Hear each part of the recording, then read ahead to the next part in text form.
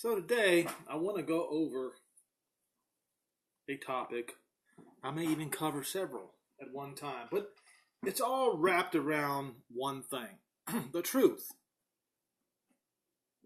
Why the truth, the whole truth, and nothing but the truth is what's going to stand on Judgment Day.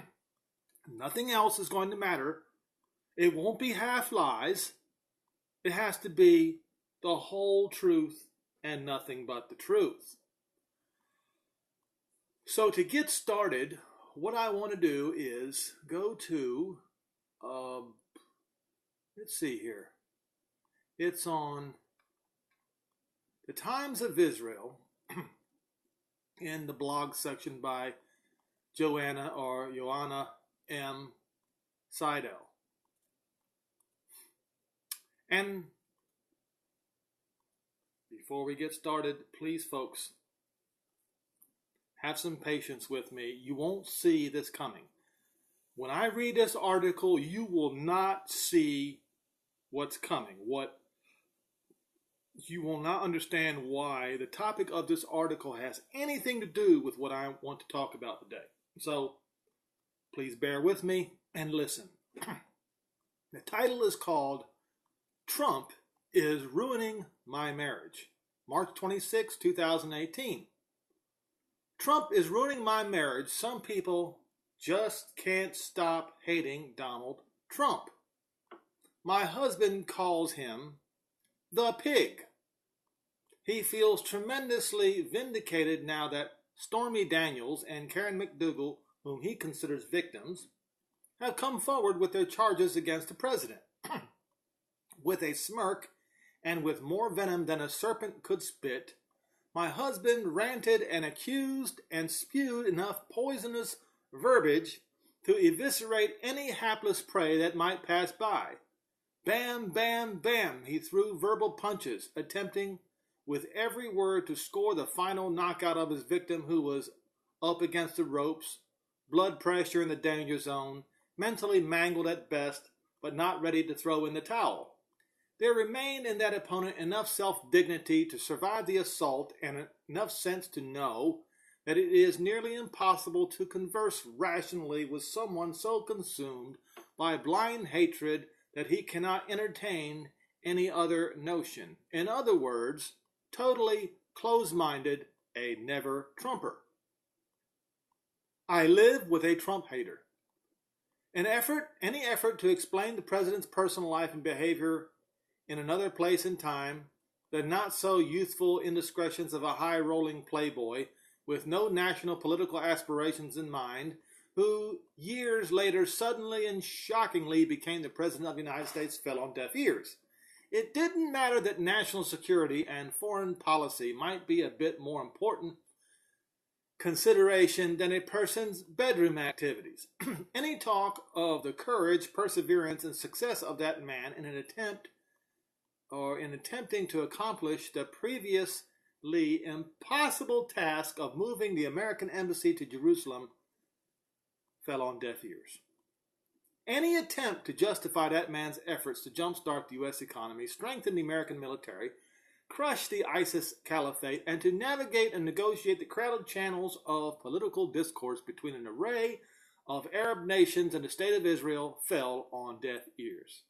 What did it matter if the policies of that pig had brought us to a point where we may actually see the celebration of Israel's 70th year of statehood, including the opening of an American embassy in Jerusalem, and 2 years ahead of initial projections?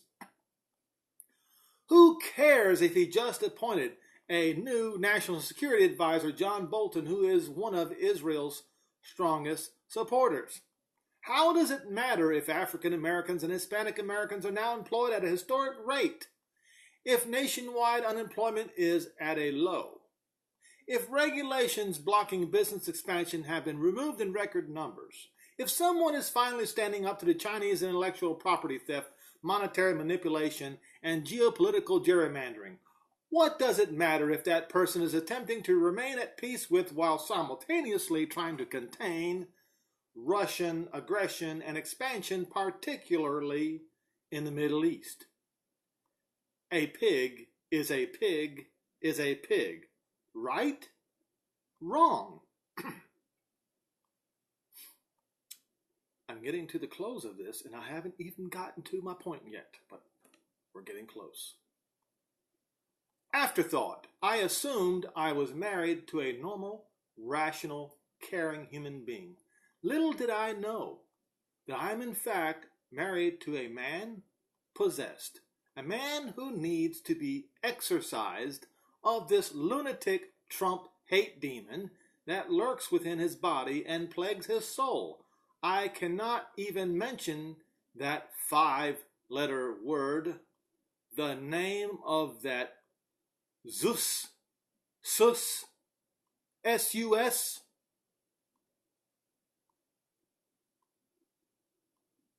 that even-toed ruminating ungulate in our house without fear of a commotion. And I certainly defy the heresy promoted by that other oiler, Hillary creature who claims white women in America who voted for the pig have been pressured by their husbands to do so. Hogwash. Now,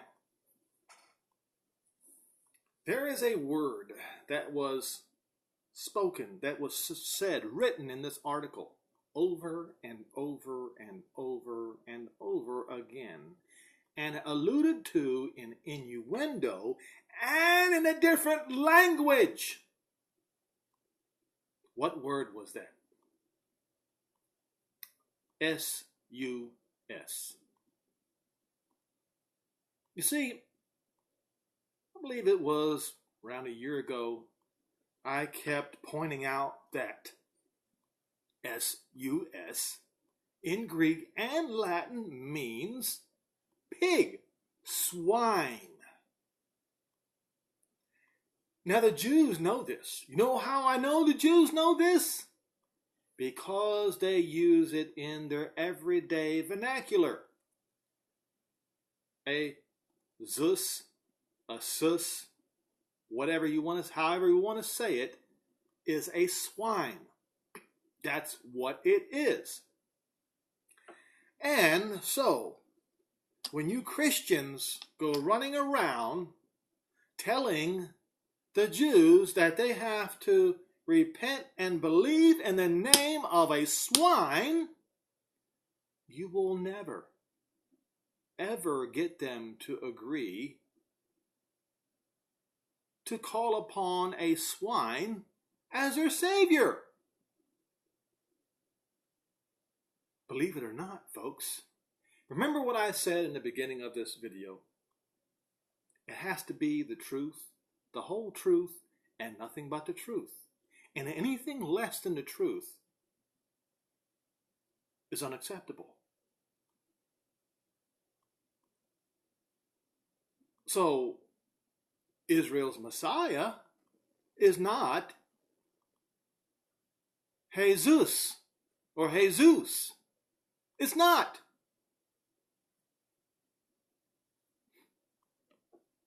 His name, and only one name, is Yehoshua.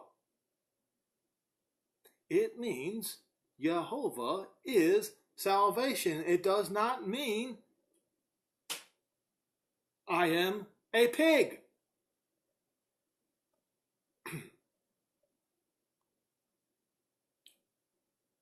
Now, I should be done.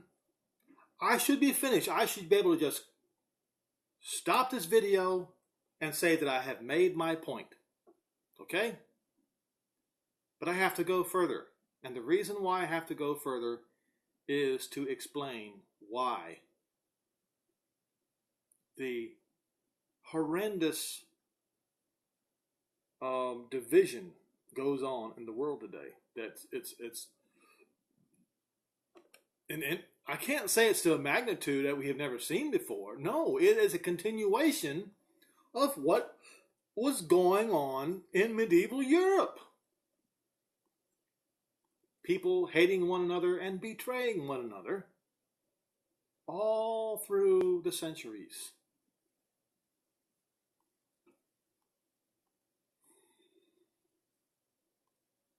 Why?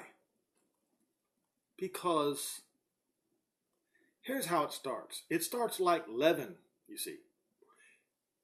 You know how I explained how shocked and dismayed I was when I saw all these, because I've never been in these Christian churches, their buildings. I've never, what is that word that they use? Done mass. I've never done any of those things with them. So, but I never saw, the only so-called bread that I saw that they used to represent their so-called Messiah was these round wafers in honor of the sun. But what was it? A few days ago, it was the first time, I kid you not, it was the first time that I saw the other denominations were using leavened bread. You see, leavening is much like untruth. Okay? An outright lie is never started as an outright lie. It is always started as a partial or a fudging of the truth, I should say. Okay? And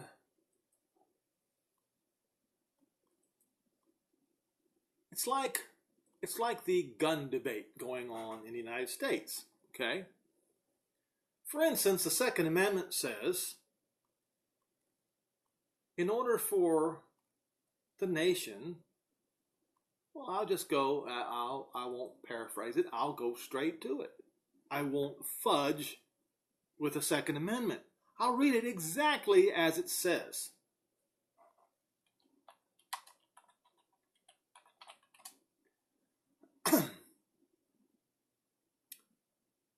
A well-regulated militia, being necessary to the security of a free state, the right of the people to keep and bear arms shall not be infringed.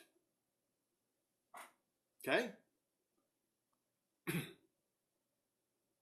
What is that supposed to mean? Are you telling me that people do not understand what that means? The reason why people do not understand what that means is because people have their own interpretation of what the word infringed means. But if you go look up in the dictionary, to infringe means to trespass upon. In other words, when it says shall not be infringed, you can't even knock off one small corner of it. You can't say that because their family members think that person is not quite right in the head, that a judge all of a sudden has the authority to send the cops in to take their guns away. That's illegal. Shall not be infringed means shall not be infringed. Why? Because all able-bodied men in the United States are the militia. If you read Alexander Hamilton's Federalist Papers number 29, you will see, and I don't want to stay on this for too long, but what you will see is Alexander Hamilton explaining the need for militia and why. Okay, so down close, not all the way down the bottom, but close to it, he writes, but though the scheme of disciplining the whole nation must be abandoned as mischievous or impractical, In other words, they can't do like Switzerland does, because they foresaw the nation being way too great and it'd be too difficult. Okay? But though the scheme of disciplining the whole nation must be abandoned as mischievous or impractical, yet it is a matter of utmost importance that a well-digested plan should, as soon as possible, be adopted for our proper establishment of the militia. The attention of the government ought particularly to be directed to the formation of a selected corps of moderate extent upon such principles as will really fit them for service in case of need. By thus circumscribing the plan, it would be possible to have an excellent body of well-trained militia ready to take the field whenever the defense of the state shall require it. This will not only lessen the call for military establishments. You hear what Alexander Hamilton said?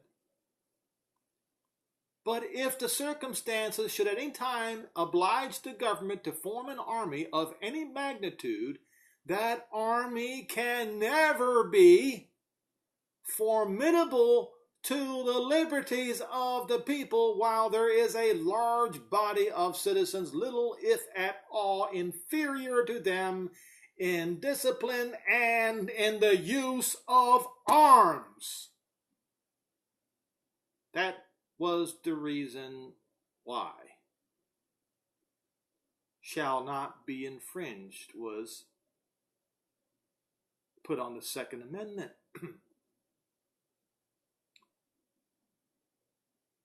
Comma, who stand ready to defend their own rights and those of their fellow citizens.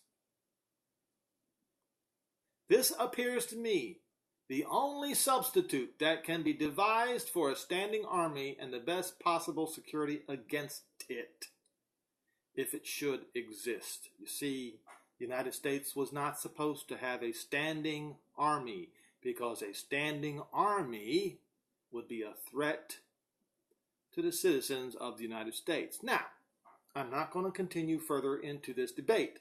My point is, shall not be infringed means shall not be infringed.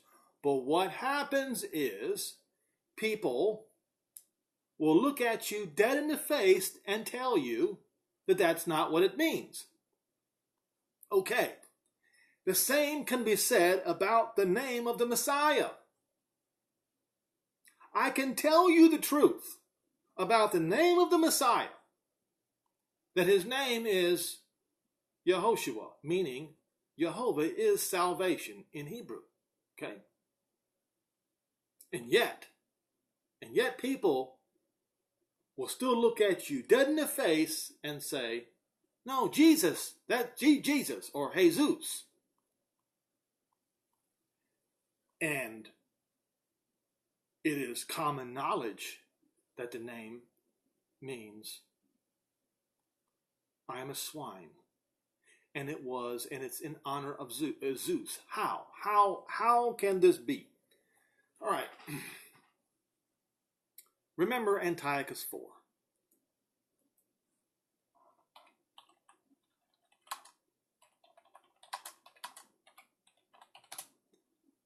All right.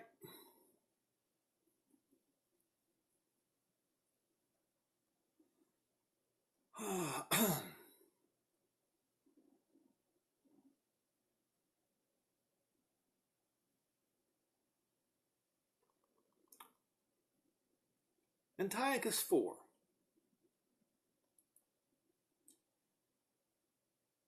Oh boy.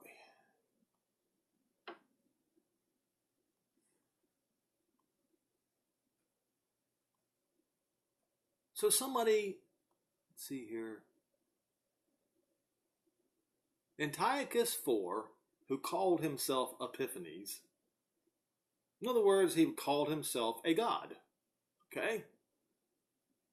The king of Syria, yes, one of the four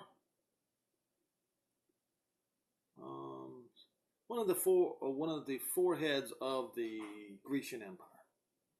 The king of Syria captured Jerusalem in 167 BC and desecrated the temple by offering the sacrifice of a pig on an altar to Zeus, the abomination of desolation. In seeking to prohibit Judaism and Hellenize the Jews, Antiochus forbade their religious practices and commanded that copies of the law be burned, all of which is related by Josephus in the Antiquities of the Jews. He got possession of Jerusalem by treachery, at which time he spared not so much as those that admitted him into it. In other words, the people who even let him in, he killed them, on the account of the riches that lay in the temple. But led by his covetous inclination, for he saw there was in it a great deal of gold and many ornaments that had been dedicated to it of very great value, in order to plunder its wealth, he ventured to break the league he made. So he left the temple bare, and he took away the golden candlesticks, and the golden altar, and the table, and the altar, and he did not abstain from even the veils, for they were made of fine linen and scarlet, and he also emptied it of its secret treasures, and left nothing at all remaining, and by this means cast the Jews into great lamentation, for he forbade them to offer those daily sacrifices which were used to offer, as they say God, I say to Jehovah, according to the law. And when he had pillaged the whole city, some of the inhabitants he slew, and some he carried captive, together with their wives and children, so that the multitude of those captives were taken alive amounted to about 10,000. He burnt down the finest buildings, and he had overthrown the city walls into a garrison of the Macedonians. Now, I'm not going to sit here and read this whole thing. My point is this, where it says here, and when the king had built an idol altar upon Jehovah's altar, he slew swine upon it. The idol that he offered it to was Zeus. Because you see, Zeus and swine are synonymous with each other. And so we have today, even today, the Easter swine. That's right, the Easter ham. Oh yes. Why, you couldn't have an Easter celebration without having a ham now, can you? In honor to Zeus. You see, this is what happens when you add leaven to your unleavened bread. And pretty soon, well, it doesn't matter anymore. The sacrament, as they say, the body of, as they say, Christ, is now leavened bread. You see, because we can change the name if we want to, right? Isn't that what your preachers tell you? They can change the name of the Messiah to anything that they want. They can change the bread, instead of it being unleavened bread, forgetting that the body of Israel's Messiah is and shall always be unleavened, rejecting the unleavened Messiah, and instead taking to themselves the leavening of idolatry.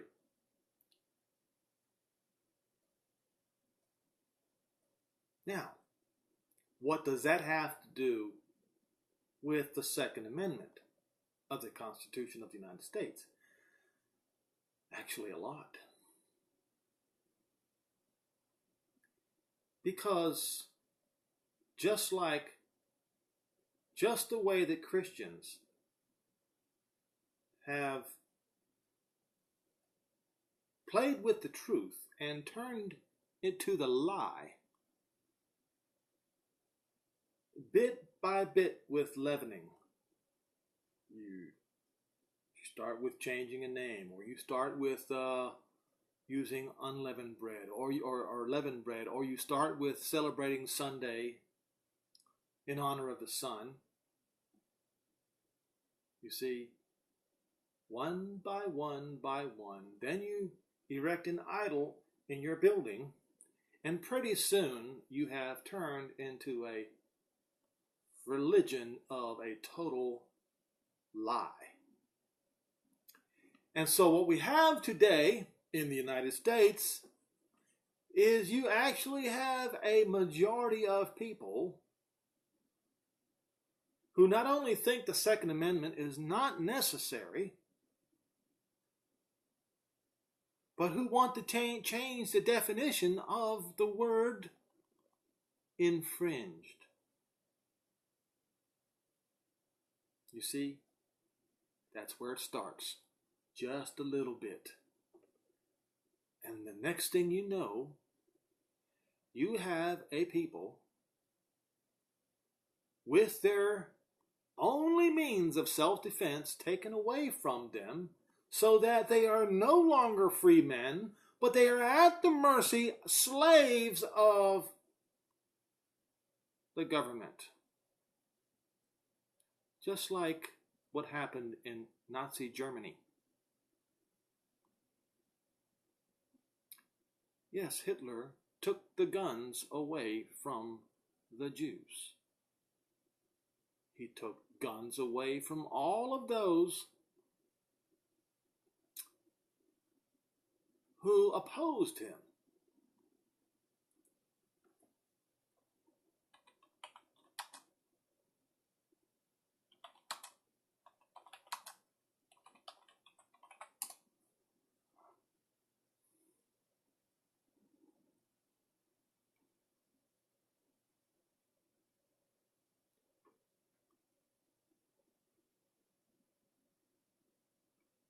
All right.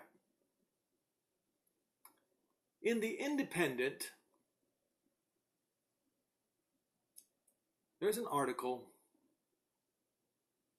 by Stephen Halbrook, Gun Control in the Third Reich.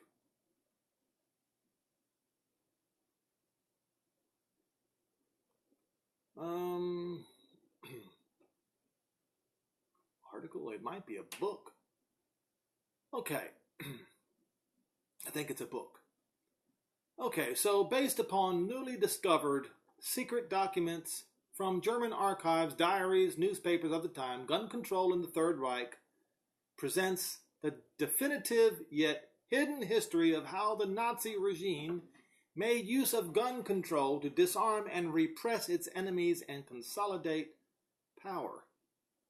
The countless books on the Third Reich and the Holocaust fail to even mention the laws restricting firearms ownership, which rendered the political opponents and Jews defenseless. A skeptic could surmise that a better armed populace might have made no difference, but the National Socialist regime certainly did not think so. It ruthlessly suppressed firearm ownerships by disfavored groups. And so this particular article, or this particular book, by Stephen P. Halbrook, Gun Control in the Third Reich, you might want to get you a copy, shows how Hitler deceived the public, claiming that the streets would be safer with gun registration.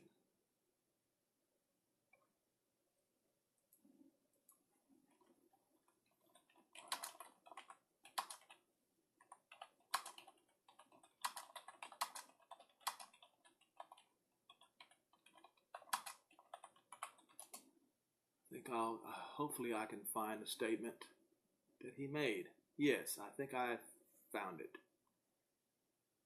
All right.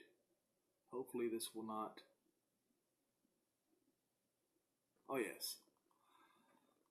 So here's his quote. Hitler quoted extolling the benefits of gun registration. He says, and I quote, "For the first time, a civilized nation has full gun registration. Our streets will be safer, our police more efficient, and the world will follow our lead into the future." Now, So one might say, Henry, why are you talking about this? Don't you know that it says that when the kingdom comes, that the nations, that's right, the nations, the Gentiles, will beat their swords into plowshares and spears into pruning hooks, and they shall not learn war anymore. Folks, until then, when you have a nation that declares its citizens are free men, the only way that they can be free men is if they have the Jehovah given right to bear arms. Period. It's in the what is it? It is a Jehovah given right. Now, in the kingdom,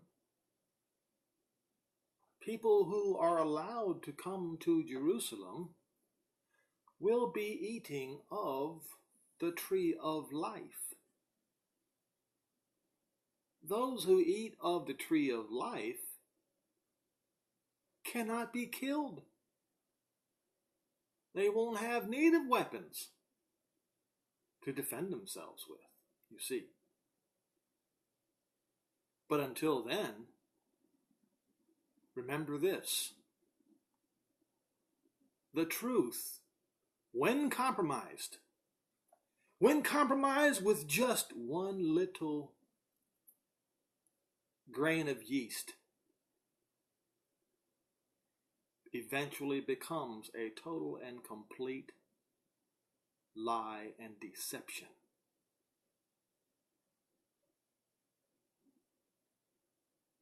And that is the reason why you cannot compromise with the truth. So I have had some people tell me, "Oh, Henry, God knows what I mean." Okay.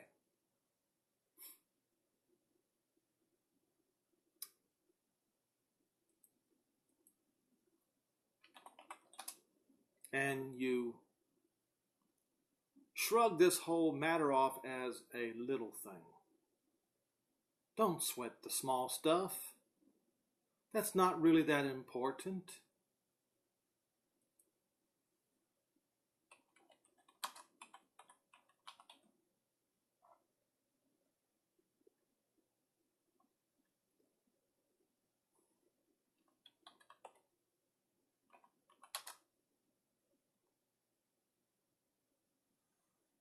Let us go to Matthew 25.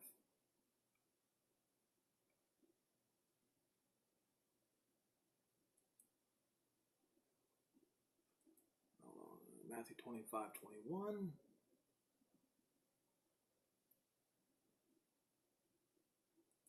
Pull up Strong's Concordance.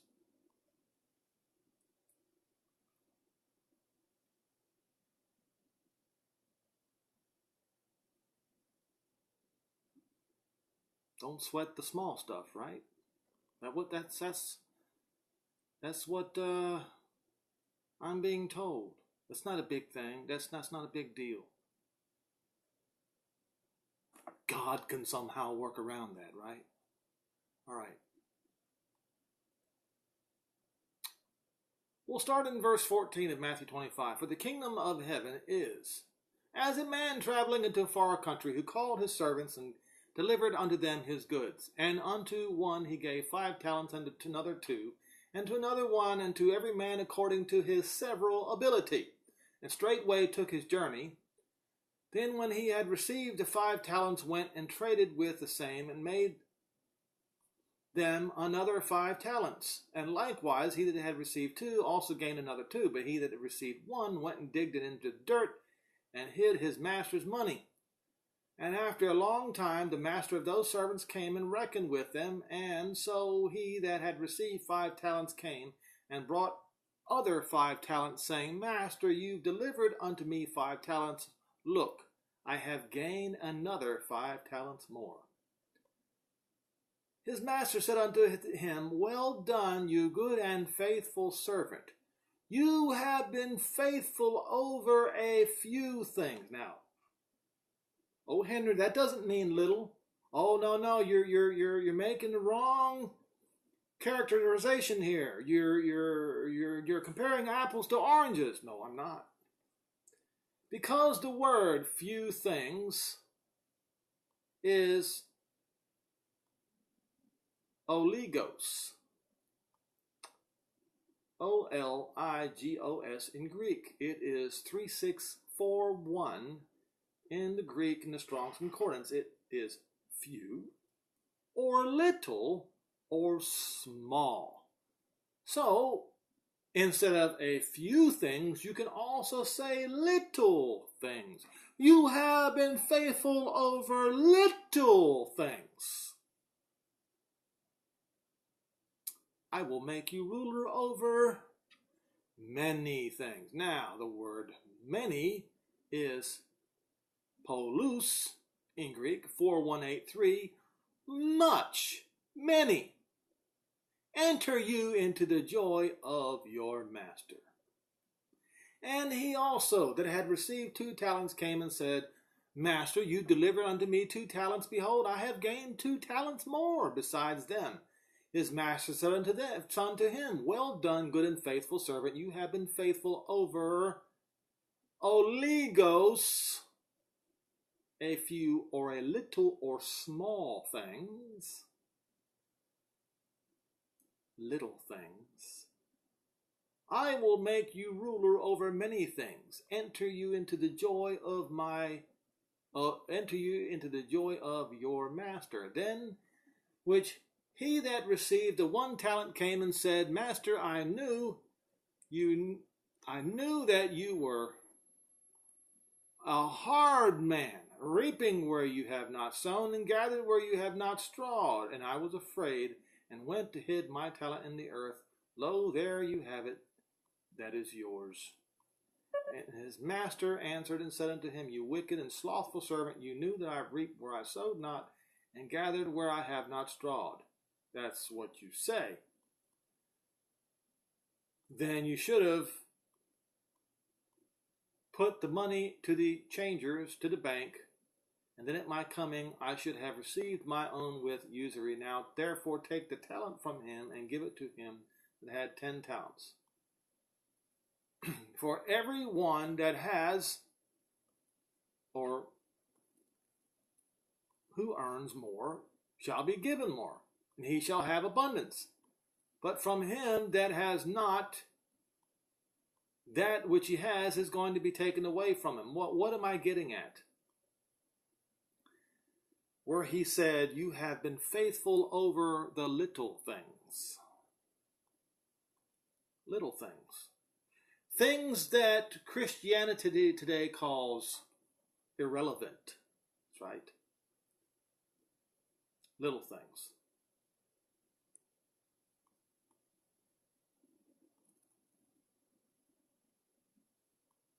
Like calling the name of the Messiah something little, that is not a little thing, but that's what you've done. That's what Christianity has done. But wait a minute. It is a big thing. It's a big deal. Yet, Yeshua said, because you have been faithful in the little things, you will be ruler over much or many.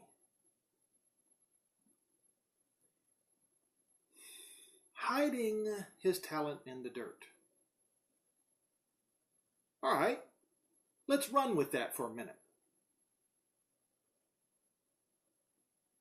Taking the name of the Messiah and putting it into the dirt and expecting him to be excited when he comes? The truth, folks. The truth. The whole truth and nothing but the truth.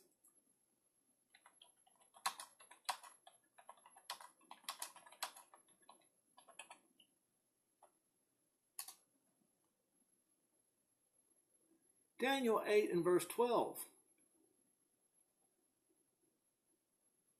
This is talking about Antiochus the madman.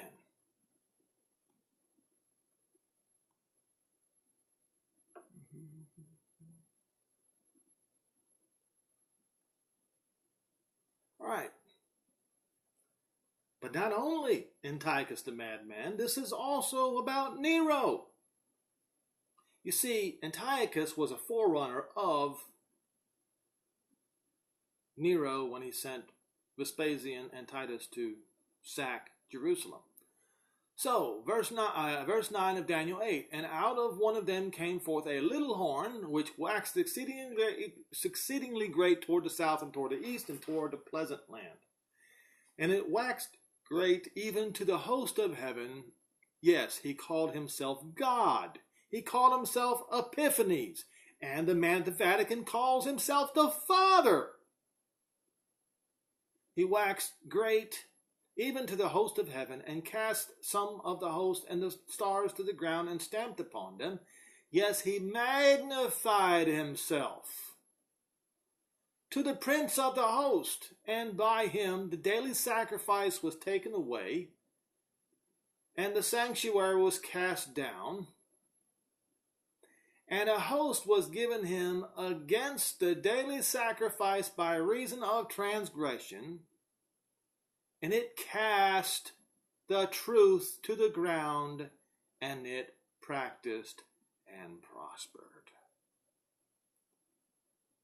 That was not only was that talking about Antiochus the madman, that also is talking about Rome and eventually Christianity as we know it today. Cast the truth to the ground. And let me explain what's going to happen, or maybe I should say let Paul explain what's going to happen to those who cast the truth to the ground.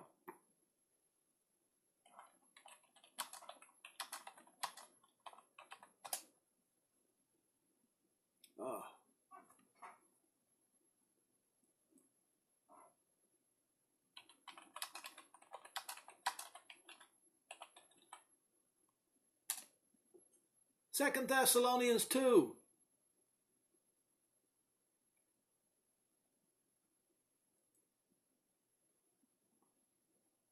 I'll start in verse 1. Paul was talking about the same thing that was in Daniel 8 and verse 12. Now we beseech you, brethren, by the coming of our Master Yeshua Messiah, not Jesus Christ, as your fake Bible says, and by our gathering together unto him, that you be not soon shaken in mind, nor be troubled, neither by spirit, nor by word, nor by any letter as from us, as the day of Messiah is at hand. Let no man deceive you by any means, for that day shall not come, except there come a rebellion. That word is rebellion first, and that man of sin be revealed, the son of destruction, who opposes, that's right, the opposer, and exalts himself above all that is called a God. In other words, he calls himself Father. He recognizes himself as the Father, you see, or that is worshipped so that he, as a God, sits in the temple, and he, you see, Paul always talked about the church being the temple, figuratively speaking. And Paul never changed his way of wording things concerning the temple. So it's obvious Paul was talking about the church.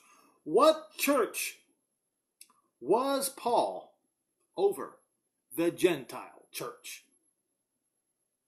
The Roman church. This happened to the Gentile church, the Roman church that Paul was over. Showing himself or claiming that he is a God. Don't you remember when I was yet with you and I told you these things, and now you know what withhold us, that it may be revealed in his time, for the mystery of iniquity does already work. Only he that now will let until he be taken out of the way, and then that wicked shall be revealed, whom the master shall consume with the spirit of his mouth, and shall destroy with the brightness of his coming him whose coming is after the working of Satan. And it's here.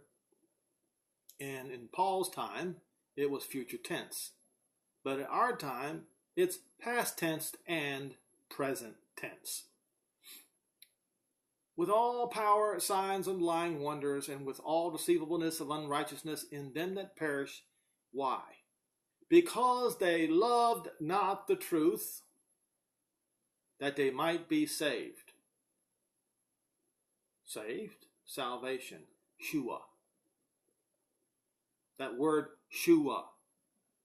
That they might be Shuad. That they might be Yehoshuad.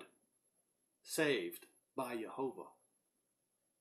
You see, names mean things. Words mean things. That they might be Yehoshuad. Think about that for a minute. Any other name, there is no salvation. So they chose a different name and will not be saved. And because of this, Jehovah shall send them strong delusion that they should believe a lie, that they all might be damned who believed not the truth, who fudged with the truth, who planted leaven in the truth until it became a total lie, but had pleasure in unrighteousness. And you wonder why the Jews refuse and reject Jesus? There is absolutely no sacrifice, no swine sacrifice that is acceptable to the Most High. That's why. And while you Christians point the finger at the Jew, you should be looking in the mirror and pointing it at yourself because of the lie that you Christians and your preachers have generation after generation after generation tried to force upon the Jews, casting the truth to the ground. Like Antiochus the madman did, like Nero did, and like your man at the Vatican still does today.